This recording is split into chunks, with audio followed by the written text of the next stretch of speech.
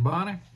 All right, we got to get caught up on these crappie jigs and crappie talk and crappie fishing now. I'm telling you, we got to get caught up. Today, we're going to use a 1/16 round head, and it's that Disco Silver. Protect Paint Disco Silver. I hope y'all like. I'm going to try to do this time. That way I ain't got to do so much editing. I can put a lot more videos out. I ain't spending hours editing. So I'm gonna really talk about what I'm using instead of putting it on the screen. Y'all let me know what you think about it. If it's not working out, y'all ain't liking it, y'all let me know, and we will go back to how I did it always. But anyway, y'all let me know what you think about it. 1/16 ounce round head, Protect Paint Disco Silver. We're gonna use this Danville. Is mint green now, mint green. All right, you can get that at eBay. You can get that at Barlow's. I try to get all my stuff from Barlow's, but everything, time from, I don't know, every once in a while I get some stuff from eBay. So anyway, that is 210 flat waxed thread. Like I say, I try to use that flat wax since I do not use any kind of sealant or glue. I believe, it's my experience that waxed thread holds my material a little better. So we're going to start. Get you a little wrap. You had that little tagline there. Oop, I had too much anyway. I always try to, I don't want to waste a lot of thread, so I always get me about, 2 to 3 inches. I hold that bad boy up, and I wrap it all the way down. By doing that, I can see that I'm getting a good solid wrap all the way down. All right. I want it, nice and compact, thread side by side. So I'm going all the way to the tip of that hook. I'm coming all the way back to the base of that head. Now our little tagline, we just cut that bad boy right off, y'all. Okie dokie. This right here is Flashaboo Magnum. All right, I get that at Barlow's. Flashaboo Magnum. That is in blue. All right. What I do is I take that and make a little horseshoe. I fold it right around that head. All right, look at that. Fold it right around that head, and it's holding against my string. You see, against my thread. You see that? And I just start wrapping it. All right. We're gonna wrap that all the way down to the tip of that hook, y'all. And you notice you don't see the tip of my hook. I got it tucked inside my vise. That way I do not hit it with my thread. I do not want them to be the same length. They don't have to be much longer, but I want it a little longer. If not, they will get stuck together. See if I can show you. See that? A little bit of a difference in the length. Alrighty. Let's see where my gosh darn tail material is. Oh, here she is. That is synthetic bucktail from Barlow's. All right, that is chartreuse in color. That is 6 inches.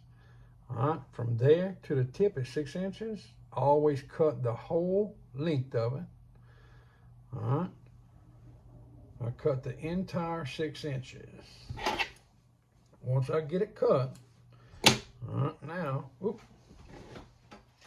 Once I get it cut, I'll hold it all nice and uniform, that way it's the same length. All right. Then I fold it right in half. All right. Fold it in half. Take my handy dandy scissors, cut it again. All right. Look at that. See that one sticking way out? We just got to snip that off. Lay that bad boy right on the back of that hook. All right. Go to town, start wrapping. All right. I'm not going to say, oh, you see that? That's not good, folks. That is not good. So I'm going to tell you what you can do right here, folks. Now, I'm going to fish with this jig myself. So if that happens to you, all right, I just start, give me a little tagline. If that happens to you, all right, make sure that thread it's not going backwards. Anyway, that happens to you. I take my little tagline, hold it against where it broke, and I start wrapping again, okay? Now, I'll make me a little old loop, what I call my little hand tie. Okay, I tied that off, folks. This is just to show you that you are not wasted, and you do not have to start completely over. Now, like I say, I'm using this jig for me. I would never sell it. No. All my jigs, I warranty every single one of them for life. All right? I wouldn't take a chance of selling this jig, but I will fish with it myself, and I promise you it will last a long time. It will last as long as I want to fish with it. So you do not have to start over. And I'm going to show you what's causing that. I see it right now. Sometimes your bobbin holder will get a little, let me show you, it'll get like a little nick or something on the end of it. And when it does, it always going to cut your thread, y'all.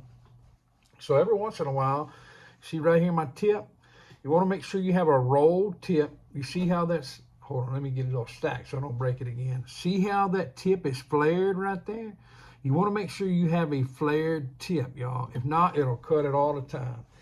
But just from throwing them around or hitting the floor or being around hooks, they will get some little nicks. So I take me a little file. They call it a tip cleaner. It's made for cutting torches. I'll take it, once a week or so, and I'll take all my holders, and I will just, deburr them. Make sure there ain't no burrs on them whatsoever. So anyway, that's a good thing that happened.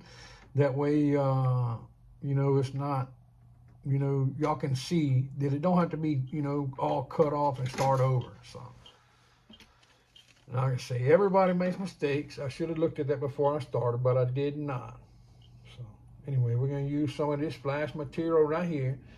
I just got 3 strands of it, all right? 3 strands of it, and we're going to cut the whole entire length at 6 inches. I get that flash at Barlow's, all right? Cut the whole 6 inches, fold it right in half, folks. All right? Fold it in half, and we're going to cut that bad boy. Then, guess what? You already know. We're going to fold it in half again. All right? We're going to hold it right over the back, right on the shank of our hook, and we're going to tie that bad boy in. All righty. You want to take just as much care tying that in as you do everything. You want to make sure and get good, tight wraps all the way around. Oh, yeah, I can tell you right now, them crappie going to love this bad boy here, y'all. I'll slow down on the next one I do and show you how I do my little twisty deal there with my fingers. I will make sure and slow down.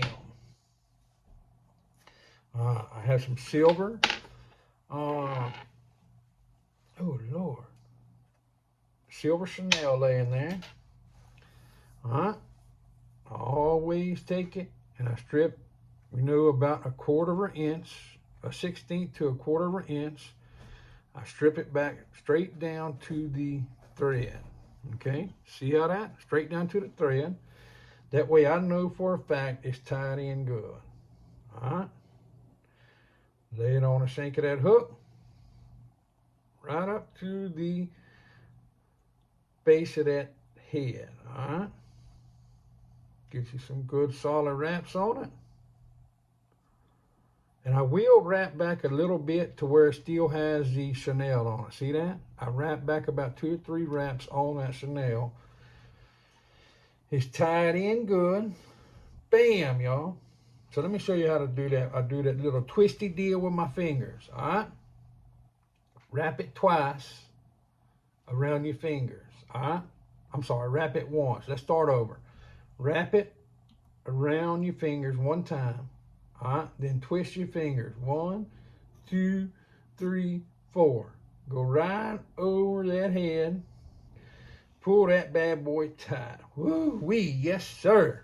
Boy, that's what I'm talking about. It's going to be a fine looking jig, folks. Go up to the base of that head. Bam. put it on my little lazy arm, and we're going to go to wrapping with our peak rotary vise, y'all. And like I say, I don't build it up. I try to do all mine in one wrap. It just makes it look nice and uniform. You know, I don't like a big puffy body on it. So a lot of people do, but you know, that's just preference really. So we get to the end, a couple of wraps in the front of that chenille, flip it around, a couple of wraps in the back. All that's doing is just kind of tied it in temporarily so we can get our wet finish on that bad boy. Take our handy dandy scissors here, folks. Look at that curved tip right up underneath. I don't even have to look at it. I know it's ready to go. I know it's ready to go. And I did not tighten down my vise like I should have, but it is what it is. Go about 4 times, push that bottom in, it pops off, pull the thread, pops off the top. Everybody knows I like to build that collar up right there. So we're going to do it again. We're going to build that collar, that thread up. That way, them fish can see that green thread right there. Y'all see that? I want them fish to be able to see that. This is one more chance to attract that bite, folks. Sometimes I make this look easy. I don't know. Everybody may not think about it, but sometimes I make it look easy. But it's just because I've tied millions of jigs, folks. I promise you, if you will follow me, watch these videos, you will be tying jigs in no time. I get pictures every single day, people tying their own jigs, and they learn from this channel, folks. Woo wee, look at that. Man, that's a good looking jig. I promise you, that sucker will sore lip them old crappies, y'all. I promise you. Golly Moses, folks, I appreciate y'all watching. I hope you enjoyed it. I hope you learned something. If you got any questions, leave them down in the comments. Hey, take a minute, hit that like button, share this video, and please subscribe. All it does is help my channel, y'all. I appreciate it. God bless each and every one of y'all. We will see y'all next time.